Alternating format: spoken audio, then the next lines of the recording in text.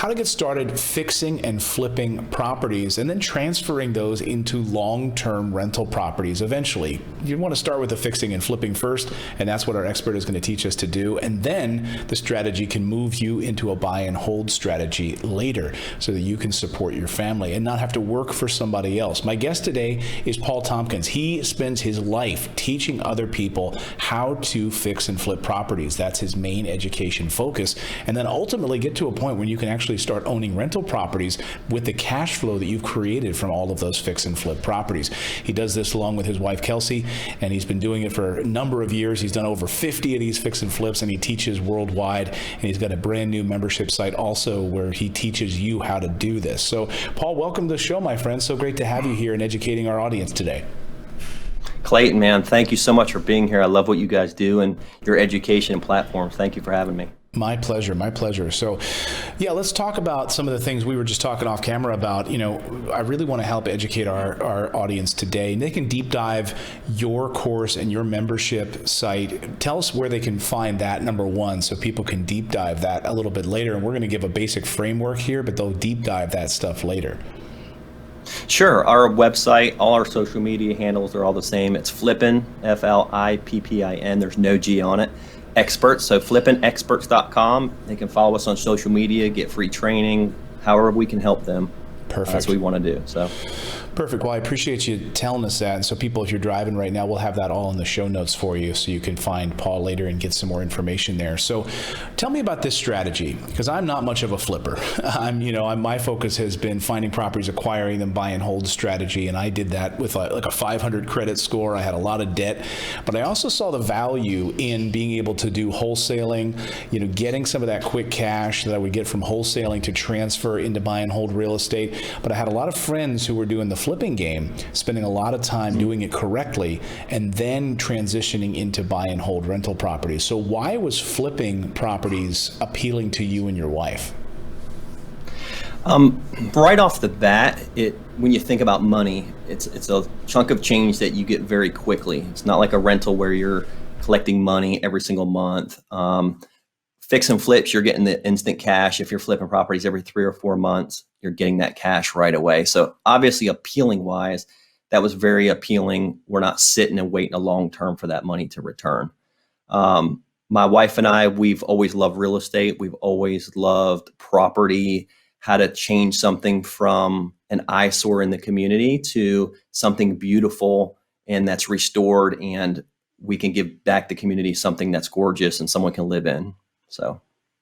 Yeah, it's certainly appealing to me, and I certainly know, I'm sure there's probably a lot of push for people who watch, HGTV or watch those flipping shows. We've had Tarek El Moussa on the show, and so, seeing how you can transform a property, and on the surface it can look easy. It's the allure of those shows where you're like, you're going to make mistakes, you're going to lose $40,000 all the time, which is what Tarek was doing on those shows. I even asked him, I said, sure. I would watch those shows and I say, is he really losing like 40 grand every time he does a flip? And I think it's sexy to a lot of people to do or watch those types of shows to then go and try to do it. But you could really lose your shirt if you're not doing it properly, which is what motivated you to start teaching people to do it correctly, right? Yeah, every time I'd go speak somewhere, I'd have a line afterwards, and people would just come up and they'd either have a great story or a terrible story where they lost money. And it normally always boiled down to two things. Their education, right? Were they self-educating? Did they have a coach? Did they take an online training course? Did they go to a seminar? And on the flip side of it, it was how motivated were they? Were they kind of dabbling? And it was like, hey, I'd love to try to do this one day, or I'm still looking for my next deal and it's been 6 months. So I found like education and motivation was kind of like who was successful, who was not successful. And we just get tired of hearing stories about, hey, I lost 40 grand. Hey, or they'd come up and they'd ask the same questions that are like the very basic questions over and over and over again. And finally, I looked at my wife and I'm like, man, like we got to reach people at a higher level. Like I can't just reach people in Florida or South Georgia. Like I need to be helping people in California and New York. How can I best do that? And I had just been speaking with Brendan Burchard and Dean Graziosi, and Brendan's great on building courses. And I'm like, okay, like I'm going to build a course, and I'm not a course guy at all. Like I don't even really do podcasts that much, but I understand how to help other people and serve other people. And for me and Kelsey, that's what it was. It was like, how do we get this information out so we don't hear these many bad stories? And then we created the course, and it was a couple $1,000s. And I'm like, not that many people can afford a couple $100,000. I mean, a couple $1,000. Like, how do I make it more affordable? How do I get more people get like even free information? And we just launched a membership site last week that gives them access to fix and flip information, access to rental information, access to wholesaling information and courses. And we just want to give away as much as possible. That way it eliminates a lot of mistakes that our customers, our friends, our clients, people who we speak with are having. So let's talk about some of those mistakes and some of the framework that people can expect to find sort of buried deeper in sort of your membership site. Let's give some value here to our audience today. And what are some of the common mistakes that you find newbies make when they're starting the fix and flip process? I love that word, Clayton. We were actually going to name our company Flippin' Newbies to Flippin' Experts. And as we dove into that, we thought about it, and there's like a lot of people that have flipped 5 or 10 that just never had the experience and no one ever showed them. So we wanted to include them in it. And I've seen people do 100 deals that are missing pieces of it, that if they just altered a couple pieces, that it would radically change their income. Like they didn't know about this and know about this. So a lot of things that we see with newbies, as we're saying, is taking the very first step. That is like a hurdle I see more than ever. And I don't know why. I guess like some of us are built a certain way where we see something, we know what our goal is, we know how successful we want to be, we know how much money we want to make, and we just go do it. Other people, they kind of have to be influenced or taught or coached into it. And once they do it once, they're like, oh my gosh, it's that easy. And they just continue to do it and do it and do it. So for us, it's always like the newbies taking that very first step. And that's like our membership, Clayton.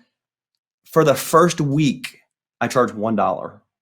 Like that's it. They get 7 different trainings, one every single day for a week for $1. And then if they decide to stay with me, they stay with me. It's $79 a month. They get all my podcasts. They get live training from me every single month on the newest stuff, like all this COVID stuff and stock market stuff and presidential stuff.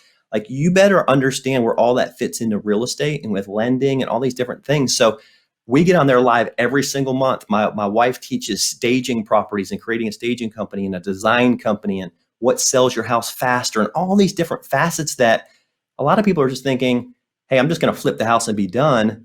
But if you do it right, you can literally up your percentages by 25, 30, 40%. Wow, that's a lot of percentage points. Certainly when you add in those extra things on a project, that's amazing. So let's talk about some of the basic framework that someone would need to put in place. What could they expect? So let's say they sign up for your $1 for the first 7 days. They start deep diving all of this information. When you start having them take action, which is really the first step, they've just got to take action. It's not going to be perfect, but what you do in your training is try to mitigate some of those early mistakes or those mistakes along the way, pouring all of your knowledge into this so that can help these people in this process. What are some of the basic foundational pieces that you need to put in place in order to start finding a property, fixing a property, or building a property from scratch from the ground up? What are some of those first steps? Because I can imagine someone sitting back saying, I don't even know where to start with this. Yeah, exactly. And that's what we find. When there's a lack of knowledge, fear creeps in, right? So that's why a lot of people don't take the first step. They're like, I just don't know where to start. It's overwhelming. I can't do it. And they stop and they never really took the first step. So what we teach from day one is walk them through the process of a full renovation on a house, whether like module 1 is how do you set up an LLC? How should you be setting it up? What CPA things should you be thinking about?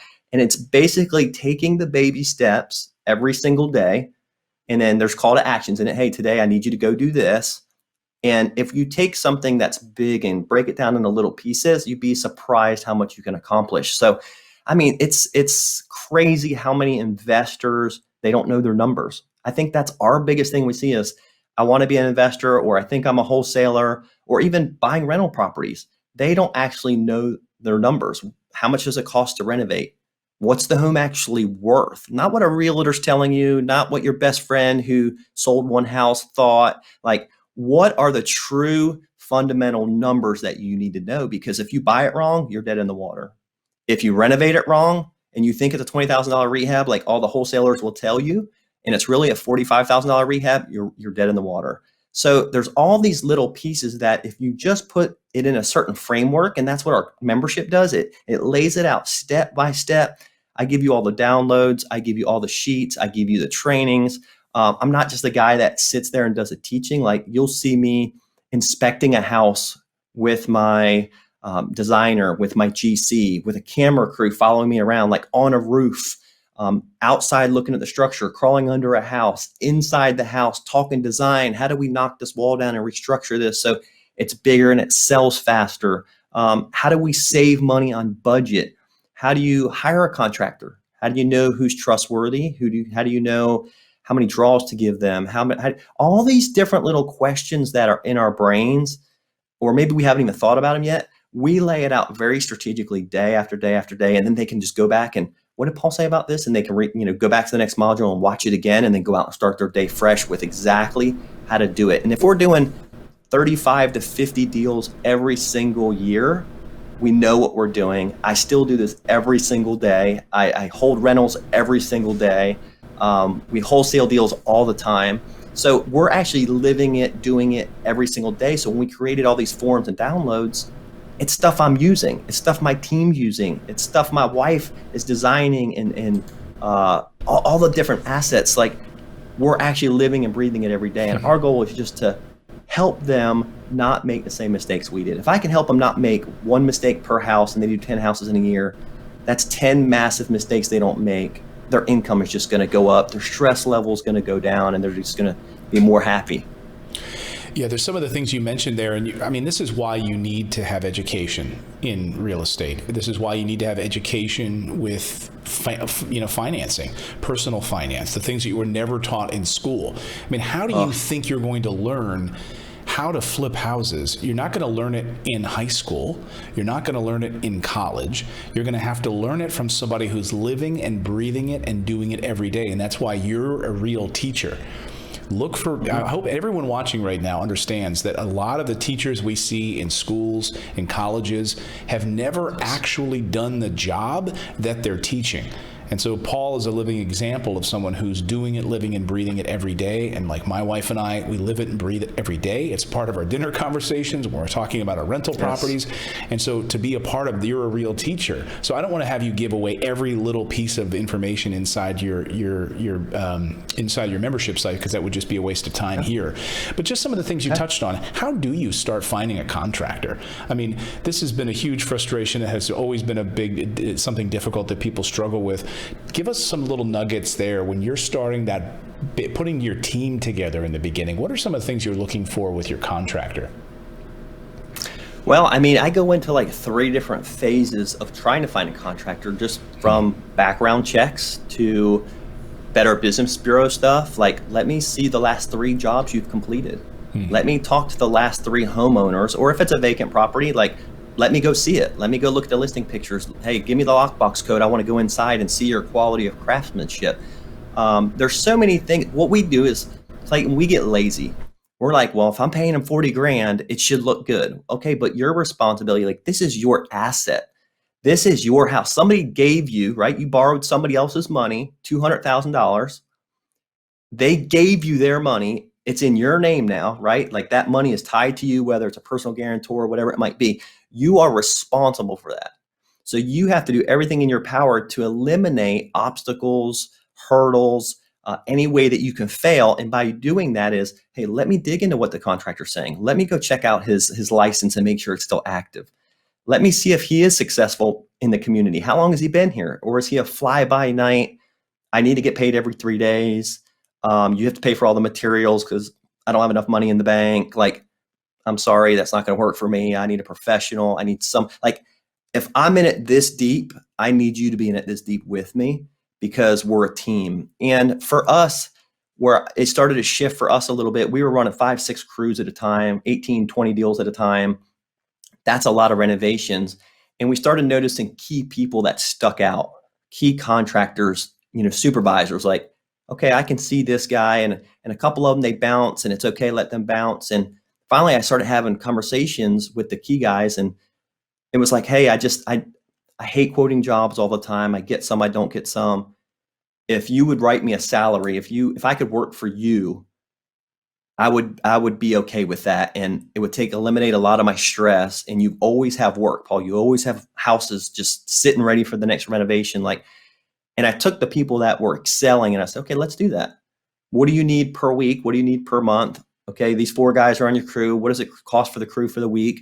And I actually started saving money in my renovations, because all these other guys, all these other contractors, they were jacking their numbers up because they might only get 3 out of 10 jobs they go quote. So that costs time and energy and money, but these guys working for me. So I actually started developing and educating and taking my guys on fishing trips and taking them out to lunch and meeting with their spouses and their family on the weekends and sending them Christmas gifts and their kids' birthday gifts. And I just started pouring into the main people that stuck out to me.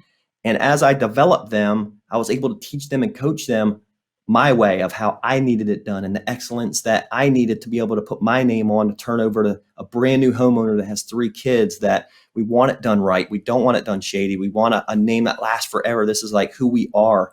And that helped grow us big time, because it allowed me to do more deals. It allowed one guy to oversee 3, 4 jobs at a time, as he was just bouncing from job to job. So those are just like a little bit of the nuggets. But when you're talking about paying a salary versus all this overhead that these guys are charging, and you're talking 20, 30 jobs at a time, like that's a lot of money. Even on one deal, if you can save $10,000, right, you do a couple of those a year, and you got your 20% down for a rental property.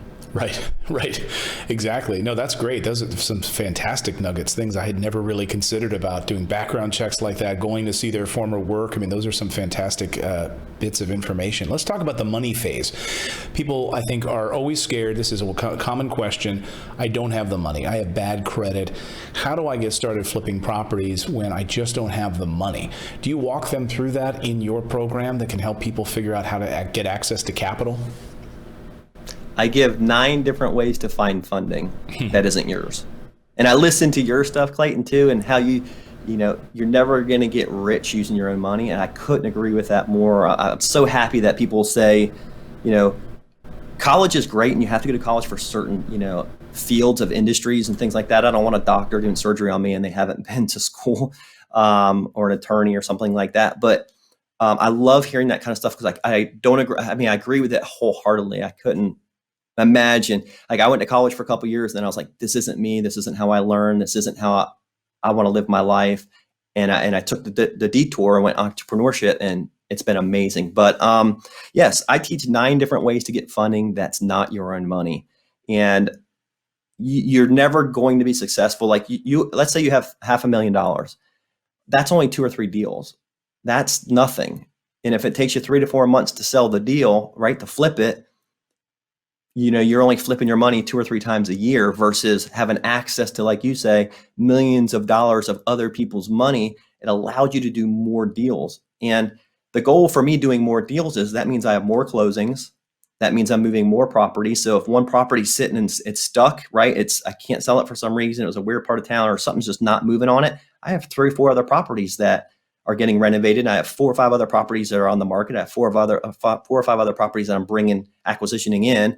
So the ball's always moving when you do volume, and you can only do volume if you use other people's money, or like you say, if you won the lottery or you're a superstar. So Right. No, that's great. Okay, great to know. Let's talk about the current state of the market, and then I want to talk about how you really, transition into buy and hold properties, and how, at what point do you know to jump to that? So when you're looking at the current marketplace right now, do you encourage your students, people that you're teaching, to be looking for deals in their own backyard to do these jobs, or to do it virtually, remote? And what are you seeing as far as the housing market goes, just in general? And I know there's no one market. I always try to educate my audience on that. There's no one specific real estate market. But what are you seeing right now? Is your job more difficult or easier right now, given these low interest rates and this demand for housing? Well, the market right now, I'm in Tallahassee, Florida, so all your listeners know. I deal with South Georgia as well. And the market's so hot right now, right? Interest rates are low. Some people are still a little scared because of presidency and election, all that kind of stuff. But as far as buyers, they're buying it up like hotcakes. If you have a property and if there's a good renovation done on it, or it's in good shape, or it's newer, it's off the market in a day. You can even list it $10,000 higher than the fair market value, and you're probably going to get it.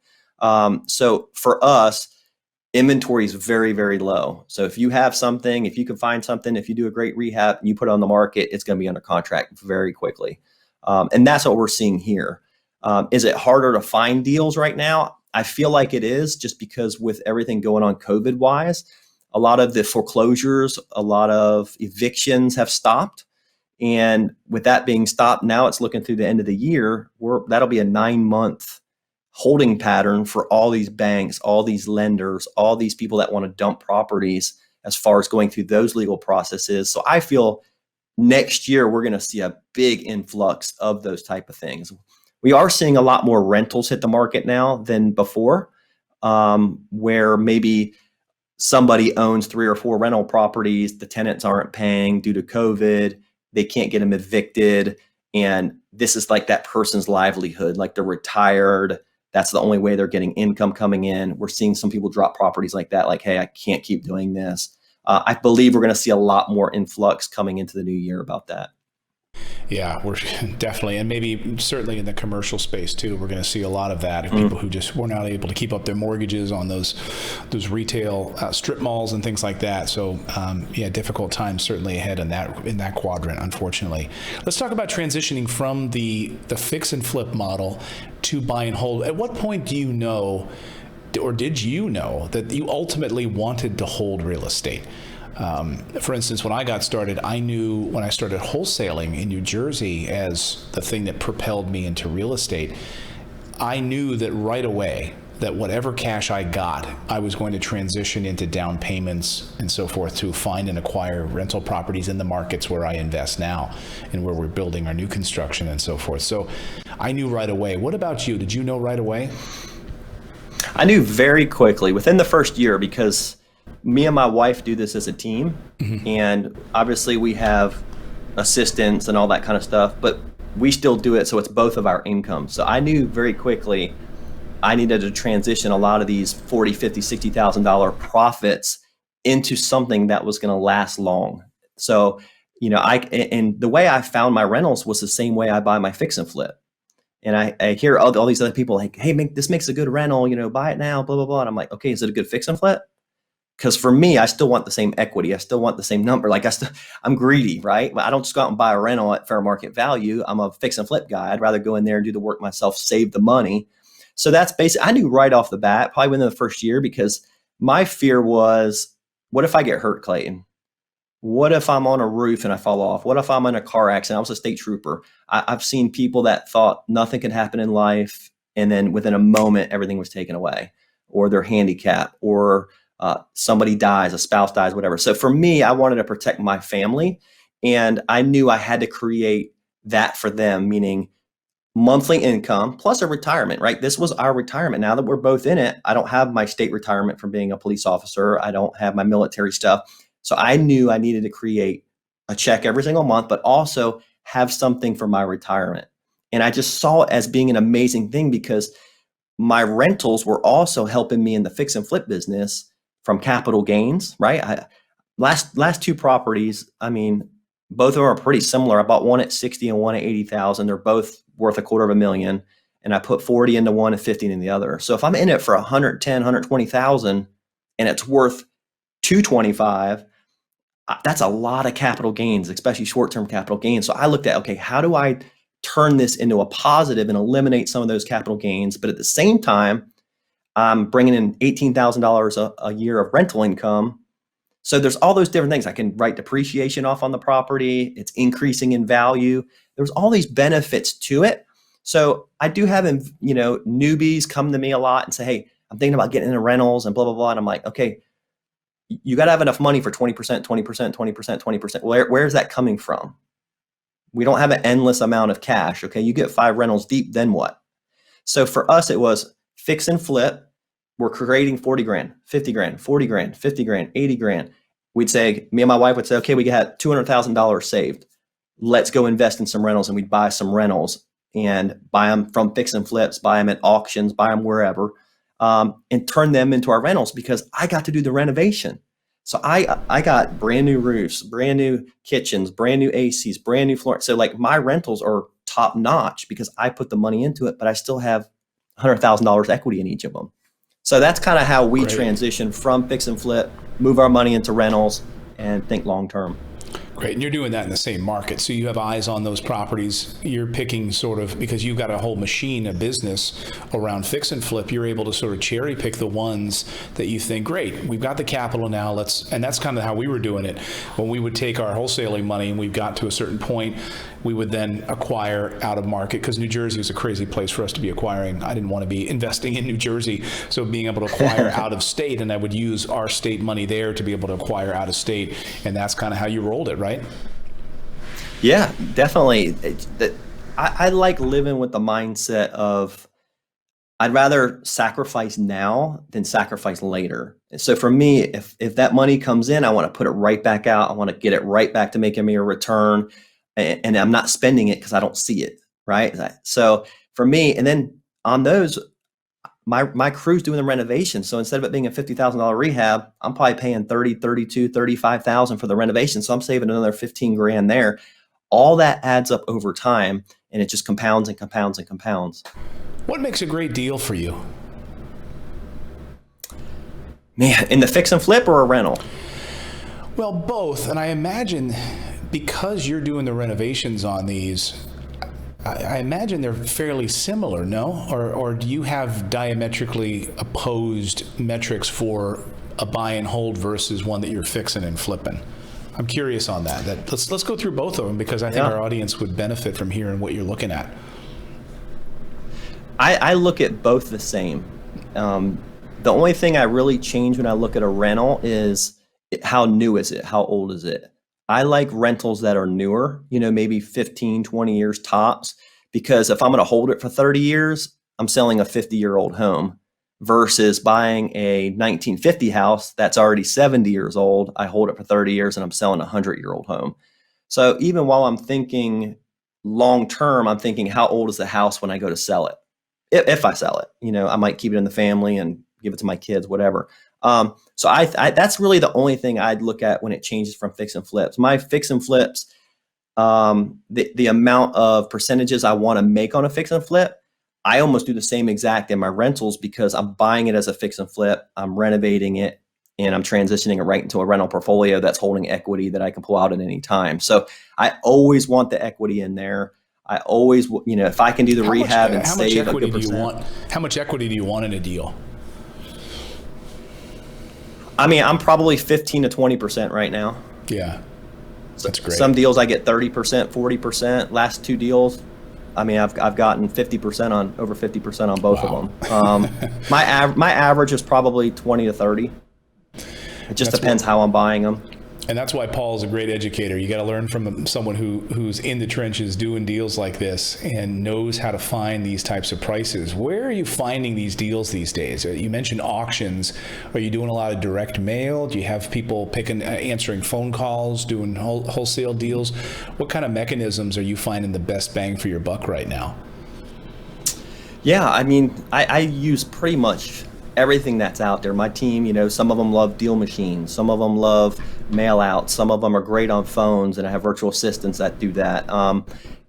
Everybody, you have to find your niche. I try to tell my students, I'm like, there's one or two things out of the 10 things I'm going to show you that you're really going to love. Now you still have to do all 10, because if you can pick up one deal a year out of one of the 10, that's 10 deals. And if you really like these other two that you're pulling 5 more deals, you're doing 20 deals. So I teach hey, look at these 10 different ways to find deals, figure out what works for you, and then attack it like there's no tomorrow. Some people love mail outs, and I've done a ton of them, but would I rather have my VA get on the phone and get a hold of somebody quicker than a mail out that somebody throws in the trash? I mean, everybody has different perspectives, but we do auctions, we do online auctions, we do county, state auctions, we do probates. Done a lot of probates lately, and that's been very phenomenal for me. These guys are motivated to sell. I deal with my local attorneys here, and I have relationships with all of them. I do all my closings at their offices, so they all know me.